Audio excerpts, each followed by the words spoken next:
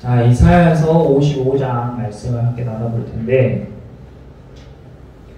55장 1절에 목마른 사람들에 대해서 이야기를 하고 있어요.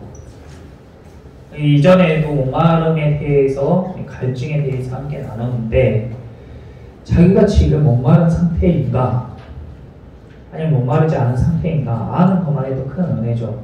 근데 이 목마름이 나에게 얼마나 중요한 문제인가 그것은 우리가 그것에 대해 깊이 생각하면 생각할수록 내 인생에서 굉장히 중요한 문제예요. 오늘 물에 대해서 좀 나눠볼 텐데 10절에서 11절을 보시면 이는 비와 눈이 하늘로부터 내려서 그 위로 되돌아가지 아니하고 땅을 적셔서 소출이 나게 하며 싹이 나게 하며 파종하는 자에게는 종자를 주며 먹는 자에게는 양식을 줌과 같이 지금 물에 대한 이야기를 하고 있는 거거든요. 물. 그러면 이 갈증이라는 것은 물을 마시지 못해서 생긴 게 갈증인데 여기에서 이야기하는 게 진짜 물을 이야기하는 게 아니라는 것은 우리가 다 알고 있잖아요. 그러면 여기에서 이야기하는 물은 무엇을 상징하는 것인가? 11절에 내 입에서 나가는 말 거기 한 밑줄 그어보세요. 내 입에서 나가는 말 이게 물이에요.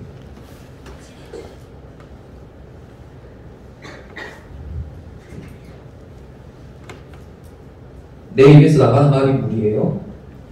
그래서 비랑 눈이 이렇게 다 오늘처럼 눈이 내리잖아요. 비랑 눈이 딱 이렇게 내리면 내린 모양 그대로 다시 올라가는 법이 없이 그 물들이 작용을 한단 말이에요. 어떤 작용을 하냐? 먼저 땅을 적시죠. 땅을 적셔요. 비나 눈이 안 오면 땅이 말라요. 근데 비나 눈이 오면 먼저 뭘 하냐면 땅을 적셔요. 우리의 마음도 마찬가지로 하나님의 말씀이 계속 끊어지면 하나님과의 교제가 계속 끊어지면 우리 마음이 말라요. 근데 하나님의 말씀을 들으면 먼저 우리의 마음을 적셔요. 그것이 먼저예요. 그리고 소출이 나고 싹이 나게 해요. 소출이 뭐냐면 더 쉬운 말로 열매예요. 열매. 열매가 나게 하고 싹이 나게 해요. 그리고 파종하는 자에게는 종자를 주며 먹는 자에게는 양식을 줘요. 그러니까 이 소출과 싹이 이후에 파종하는 사람, 씨를 뿌리는 사람에게는 씨가 되고 먹을 것을 구하는 사람에게는 양식이 된다 이 말이에요. 그럼 다른 말로 하나님의 말씀을 공급받지 못하고 하나님과의 교제가 끊어진 사람은 먼저 마음이 메말라요. 딱딱해져요. 그리고 소출이 끊겨요. 싹이 나질 않아요. 그리고 자기가 만약에 파종할 사람이면 파종할 씨앗이 없어요. 양식을 구하는 사람은 양식이 없어요. 그러니까 지금 저와 여러분 상황을 비교해 보자면 저는 파종하는 사람 말씀의 씨를 뿌리죠. 이렇게 지금도 열심히 뿌리고 있습니다. 그런데 제가 하나님의 말씀을 가까이 하지 않고 기도하지 않고 하나님과 교제가 끊어지면 제 심령이 메마르고 뿌리고 싶어도 뿌릴 씨앗이 없게 됩니다. 그런데 반대로 제가 하나님의 말씀을 가까이 하고 기도하고 하나님과 교제하면 파종하는 사람에게 종자를 주듯이 하나님께서 저에게 씨앗을 주시는 겁니다. 그럼 저는 그 받은 씨앗을 여러분께 뿌리는 거죠. 여러분은 뭐냐? 여러분은 먹는 자들이에요. 그러니까 먹는 자들은 양식을 구하죠. 그러니까 여러분도 지금 이 자리도 양식을 구하러 온 것이에요. 그래서 하나님의 말씀을 들을 때 그것들이 여러분들의 양식이 돼서 먹을 것을 여러분이 먹는 겁니다. 하나님의 말씀은 먹는 겁니다. 먹는 거예요. 이것이 매우 중요한데 자 여러분들이 음식을 먹어요. 하나님의 말씀도 먹는 거예요. 그러니까 성경 말씀을 읽는 것도 먹는 거예요. 그리고 주일날 설교 말씀을 듣는 것도 먹는 거예요. 그럼 제가 질문을 해볼게요. 여러분들 식사할 때에 어머니가 오늘 공깃밥이랑 국이랑 제육볶음이랑 스팸이랑 김이랑 김치랑 이렇게 요리를 딱 해주셨어요. 그런데 여러분들이 딱 그 요리 앞에 딱 이렇게 식사하러 앉은 자리에서 이 밥은 햅쌀로 만든 거고 고압으로 쪘고 이 국은 뭐 된장국인데 어떤 된장을 사용했고 조미료는 뭘 썼고 또 제육볶음은 어떤 고기를 어떻게 썰어가지고 어떻게 재료 요리했다 이런 거 생각하고 분석하면서 먹는 사람 있어요? 거의 없잖아요. 거의 없죠.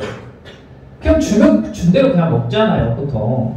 그렇죠? 생각 없이. 그렇게 생각 없이 먹어도 여러분들에게 영양분이 공급되고 여러분들이 잘하는데 지장이 없다.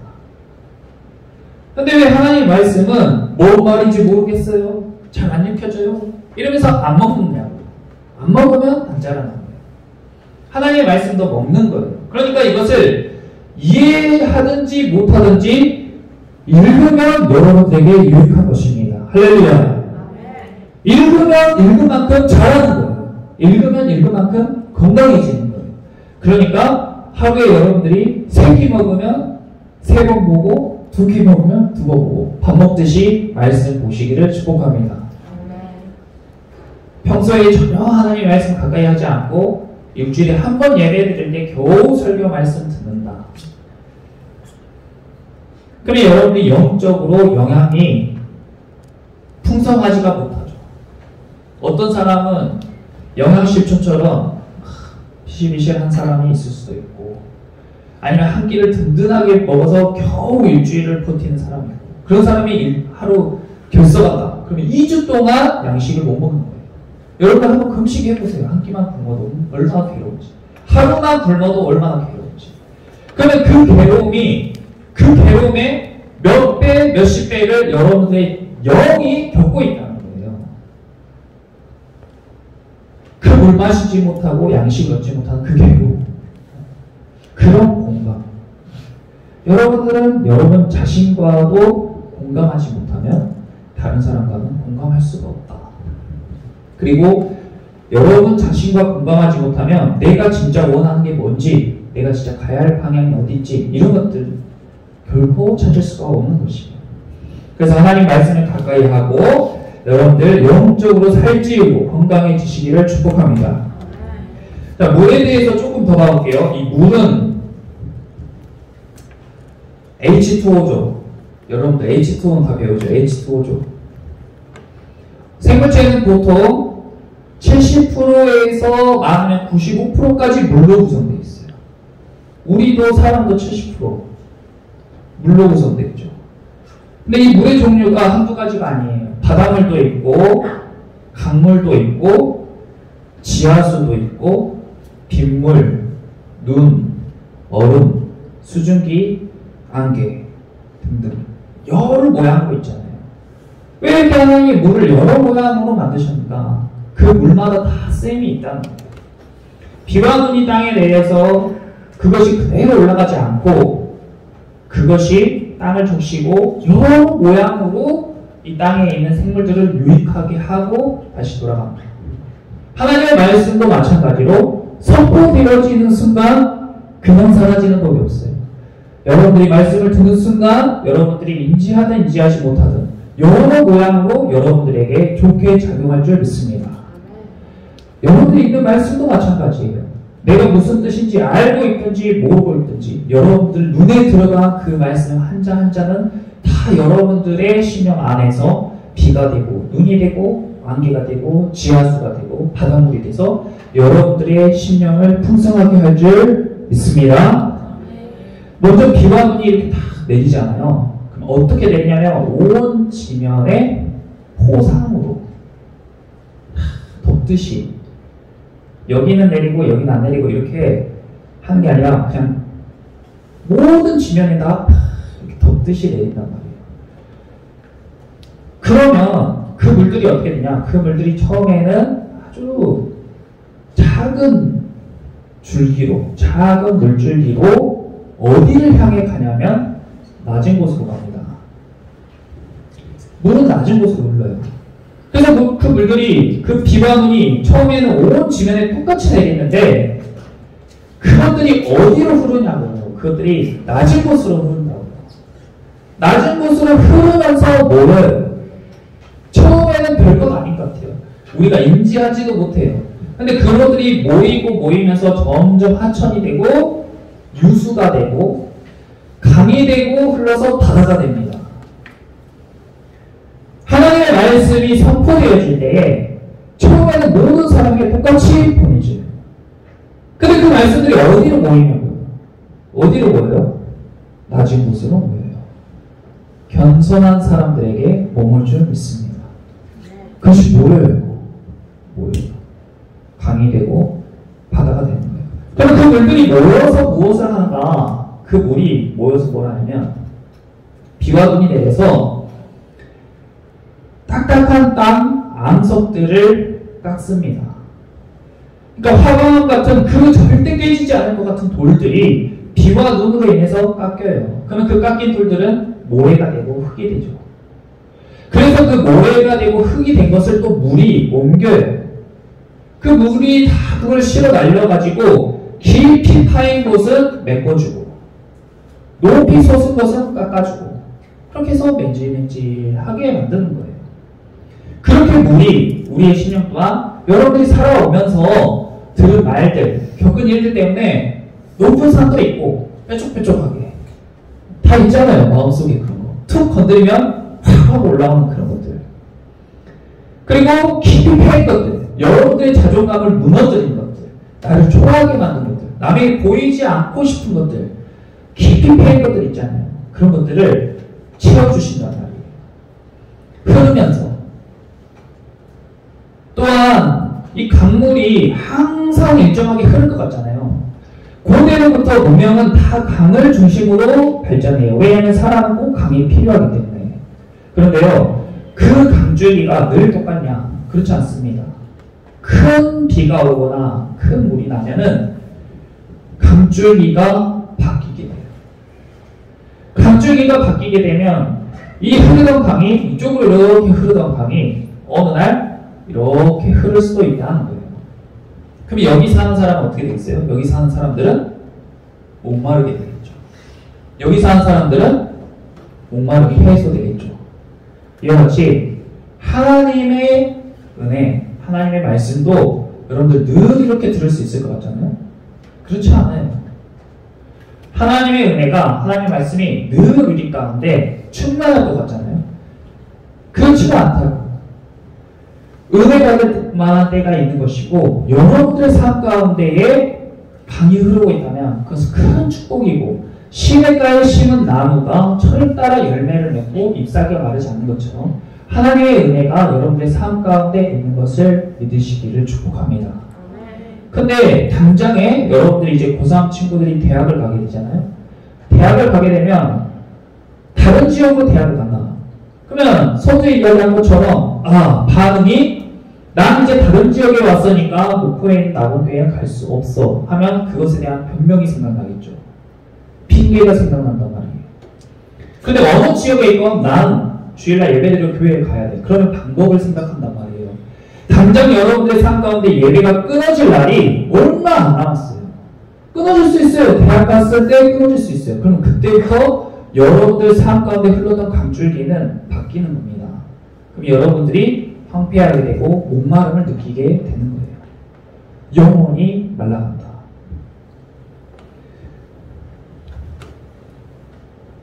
그래서 1절 보시면 오라 너희 모든 목마른 자들아 물로 나오라 돈 없는 자도 오라 너희는 와서 사 먹되 돈 없이 값없이 와서 포도주와 젖을 사라. 2절에 너희가 어찌하여 양식이 아닌 것을 위하여 은을 달아주며 배부르게 하지 못할 것을 위하여 수고하느냐. 내게 듣고 들을지어다. 그 안에 너희가 좋은 것을 먹을 것이며 너희 자신들이 기름진 것으로 즐거움을 얻으리라. 또 6절 한번 보세요. 너희는 여호와를 만날 만한 때에 찾으라. 가까이 계실 때에 그를 부르라. 저를 한번 따라해주세요. 가까이 계실 때 그를 부르라.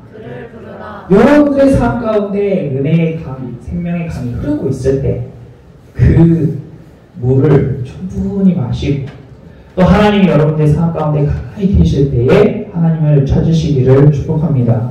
어떻게 찾느냐? 1절에 이렇게 이야기했잖아요. 목마른 자들아 물러나오라. 물러나가야죠. 목마른 사람이 물러나가는 거예요. 돈 없는 자도 오고 사먹되 돈 없이 값 없이 와서 포도주와 젖을 사라. 근데 이 말이 돈 없는 자도 오라고 했는데 사먹으라고. 돈 없는 자도 오라고 했는데 사먹으라고. 모순이잖아요. 이게 무슨 말일까? 여러분 돈이 없는데 어떻게 사먹어요? 히라가. 네? 돈이 없는데 어떻게 사먹어요? 외상으로. 네. 돈 없이 사먹으려면 외상해야 되잖아요. 또는 성결제를 하면 돈 없이 사먹을 수 있잖아요. 여러분들 부모님이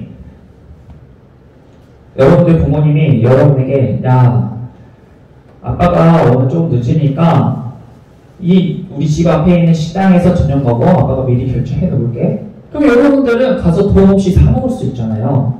마치 그것처럼 예수님께서 우리가 감당할 수 없는 큰 빚을 이미 갚아주셨기 때문에 그것을 우리에게 사 먹으라고 말씀하신 거예요. 이것을 더 와닿은 비유로 이야기를 하자면 여러분들이 불의의 사고로 감옥을 가게 됐다고 가정해 볼게요. 근데 그 감옥에서 무기징역이에요. 평생 살아야 돼요. 근데 거기에서 풀려나려면 벌금을 100원 내야 돼. 이 100원은 내가 감당할 수 없는 돈이에요. 우리 가족도 감당할 수 없는 돈이에요. 그러니까 나는 그냥 꼼짝없이 그 감옥에 살게 되는데 누군가 와서 그 100억을 대신 내어주면 나는 감옥 밖으로 나갈 수 있죠. 근데 여기에서 사먹으란 말은 뭐냐면 아버지가 식당에 결제를 다 해뒀는데 내가 거기 가지 않으면 그 음식을 먹을 방법이 있어요? 없어요? 없죠. 없잖아요. 배달의 민족 그런 거 말고 가서 사 먹긴 사 먹어야 되잖아요. 그리고 감옥에 나올 때 벌금을 누군가 다 지불해줬어도 그 감옥 밖으로 나오는 일이 수고스럽다고 거기 머물러 있으면 자기는 계속 죄수로 살 수밖에 없잖아요. 그 돈의 값어치와는 비교할 수 없는 수고지만 그 작은 수고가 우리의 몫이란 말이에요. 그래서 여기서 목마른 사람들이 물러 나오는 수고가 그거란 말이에요. 우리가 땅을 파서 물이 나게 할 수는 없지만 물이 있는 곳으로 가는 수고는 우리가 감당해야 된다는 거죠. 그런데 2절에 보면 어찌하여 양식이 아닌 것을 위하여 은을 달아주며 배부르게 하지 못할 것을 위하여 수고하느냐. 우리의 수고가 지금 어디를 향해 있냐? 여러분의 수고가 지금 어디를 향해 있냐? 여러분들의 생각, 여러분들의 시간, 여러분들의 노력, 여러분들의 삶의 방향성, 여러분의 수고가 어디를 향해 있냐? 어디를 향해 있냐? 우리 이제 어디를 향해 막 달려가고 있는가? 어디를 향해 달려가고 있는지도 모르면서 달려가고 있어요. 점점 더 메말라. 더 목말라. 나는 물을 충분히 마시기 위해서 열심히 살고 있거든요. 여러분들은 미리 좋은 대학을 가고 좋은 직장을 가면 난 이제 갈증에 시달리지 않을 거라고 생각할 거예요. 그래서 지금 수고하고 있잖아요.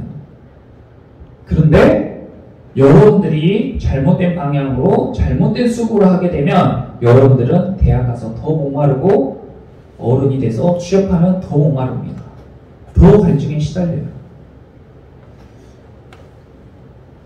이것을 하나님 무엇이라고 말씀하셨냐면 예레미야서 이사야서에서 조금만 뒤로 가면 예레미야서 2장.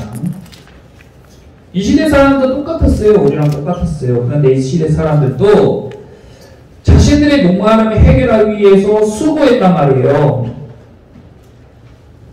수고했어요. 2장 13절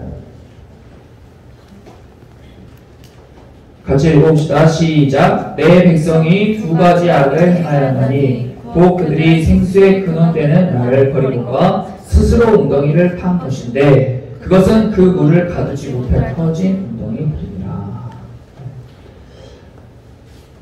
두 가지 실수를 했는데 어떤 실수냐면 하나는 이 물의 근원되는 하나님을 버려버렸어.